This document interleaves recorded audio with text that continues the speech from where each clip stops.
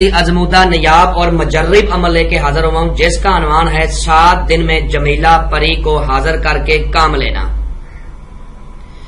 اب میں آپ کو بتاتا ہوں کہ جمیلہ پری کیا ہے، کتنی طاقت کی مالک ہے۔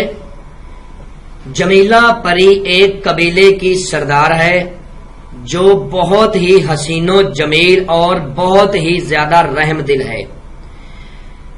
اس کو تسخیر کرنے کے کئی طریقہ کار ہیں، سفلی بھی ہیں، نوری بھی ہیں، لیکن جو آج میں آپ کو طریقہ کار بتا رہا ہوں وہ نوری طریقہ کار ہے اور بہت ہی سادہ اور سمپل سا ہے۔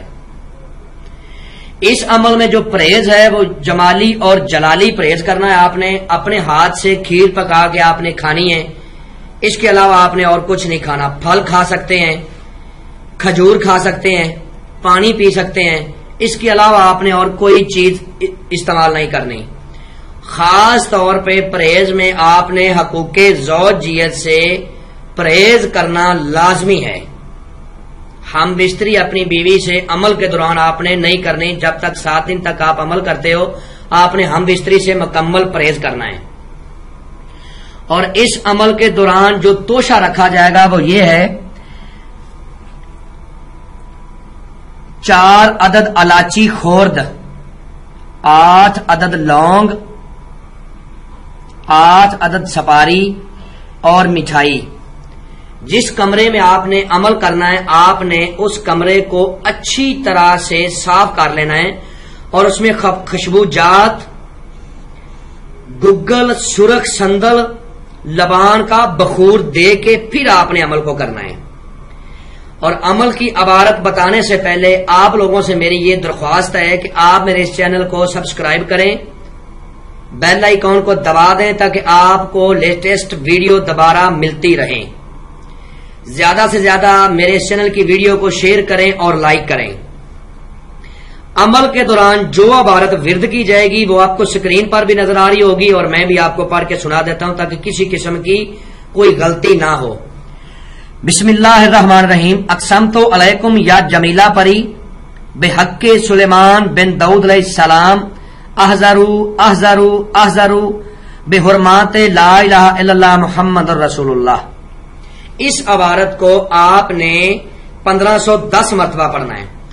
اثار جو لگایا جائے گا وہ یہ ہے کہ اول آخر آپ نے 7 مرتبہ درود ابراہیمی پڑھنا ہے، بیچ میں آپ نے 7 مرتبہ آیات الکرسی کو پڑھنا ہے، 7 بار سورت فاتحہ کو پڑھنا ہے، چاروں کلوں کو 3 مرتبہ پڑھ کے اور 21 مرتبہ یا حفیظو یا حافظو کو پڑھنا ہے۔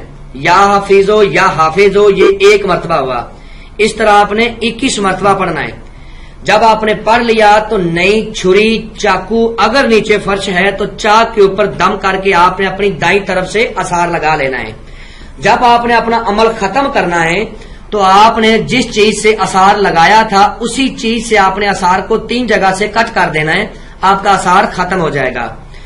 عمل میں آپ نے 5 وقت نماز کی پابندی کرنی ہے، گالی دینے سے پرہیز کرنا ہے،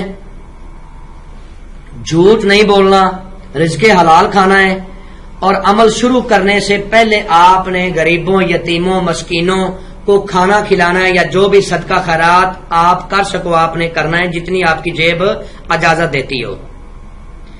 جب 7ویں دن یہ آپ کے سامنے آئے گی تو آپ نے اس سے سوچ سمجھ کے قول قرار کرنے ہیں۔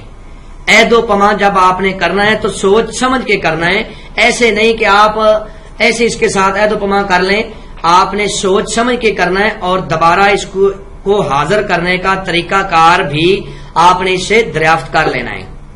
جب بھی آپ کو کوئی کام ہو آپ نے جو طریقہ کار یہ آپ کو بتائے گی آپ نے اس طریقہ کار کے مطابق اس کو حاضر کرنا ہے اور اپنا کام لے لینا ہے۔ اب میں آپ کو تھوڑا سا بتاتا ہوں کہ بندے کو رجت کیوں ہوتی ہے اور رجت ہے کیا۔ رجت عمل کے دوران اس وقت زیادہ ہوتی ہے جب بندہ عمل شروع کر کے عمل کو راستے میں چھوڑ دیتا ہے، بیچ میں چھوڑ دیتا ہے۔ فار ایگزامپل کہ ایک بندہ سڑک پر جا رہا ہے، میں اس کو آواز دیتا ہوں کہ بھائی ادھر آؤ میری بات سنو، جب وہ میرے پاس آ جائے تو میں اس کو بولتا ہوں کہ میں نے تو آپ کو بلایا ہی نہیں، تو وہ میرے ساتھ اچھا سلوک نہیں کرے گا، برا سلوک کرے گا۔ اور دوسری بات، جب ہم عمل شروع کر لیتے ہیں تو اس کو چھوڑنا نہیں چاہیے، اس کو کمپلیٹ کرنا چاہیے۔ یہ چیزیں جب ہم عمل شروع کرتے ہیں تو ہمارے قریب آنا شروع ہو جاتی ہیں، تو اگر ہم عمل چھوڑ دیں گے تو یہ پھر ہمیں نقصان پہنچاتی ہیں، جن کو عملیات کی دنیا میں رجت بولا جاتا ہے۔ اس نقصان کو، رجت کی دوسری نشانی یہ ہے کہ آثار کو چھوٹا لگانا۔ آثار ہمیشہ بڑا لگانا چاہیے کہ عمل میں آپ بیٹھے ہوں، آثار میں آپ دائرے میں بیٹھے ہوں تو آپ کا کپڑا وغیرہ جو ہے نا وہ لائن کے ساتھ نہیں لگنا چاہیے۔ رجت اس لیے بھی ہو جاتی ہے کہ بندہ عمل کے دوران اگر پرہیز بتایا جاتا ہے جس عمل میں، اس عمل میں پرہیز نہ کرے تب بھی انسان کو رجت ہو جاتی ہے اور عمل میں بھی ناکامی ہوتی ہے۔ رجت کی 3-4 قسمیں ہیں۔ پہلی قسم کہ راتوں رات بندے کو خونی یا بادی بواسیر ہو جاتی ہے، چمبل وغیرہ اگاتی ہے۔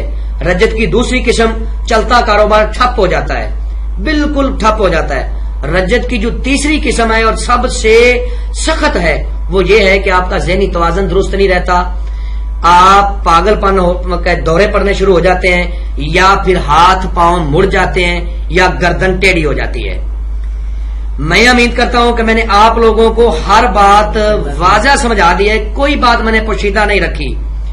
اگر پھر بھی کسی بات کی سمجھ نہ لگی ہو تو آپ میرے دیے ہوئے نمبرات پہ، مجھے ایمو پہ، واٹس ایپ پہ رابطہ کر سکتے ہیں۔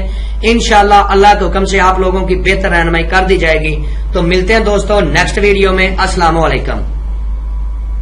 بسم اللہ الرحمن الرحیم۔